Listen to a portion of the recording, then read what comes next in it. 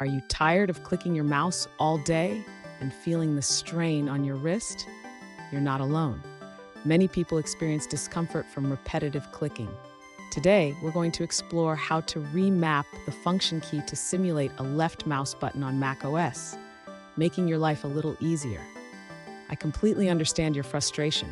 Tendinitis can be a real pain, especially when you're trying to get work done. It's a common issue for many users who spend long hours on their computers.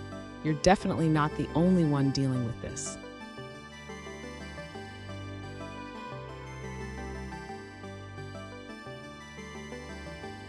Let's dive into the specific question at hand. One user mentioned that they used to remap the function key using Carabiner, but it stopped working with macOS Sierra. They also tried coding in Cocoa, but faced issues with double-clicking and dragging. Sound familiar? Let's find a solution together. So what's going on here? The function key is not natively designed to simulate mouse clicks, which is why you're running into these issues. When you press the function key, it should trigger mouse events, but it seems like the system isn't handling those events as expected. Let's break down how to fix this. And stick around.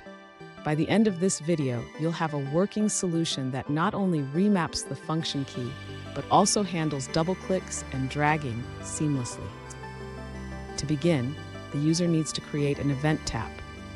This will allow the application to intercept keyboard events, specifically the function key. Next, the user should implement the callback function. This function will handle the events that are intercepted by the event tap. Now the user needs to implement the process event method. This method will convert the function key press into left mouse button actions. Finally, the user should test the implementation.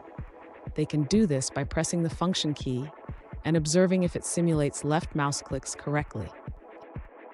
Fun fact, did you know that the first computer mouse was invented in the 1960s and was made of wood?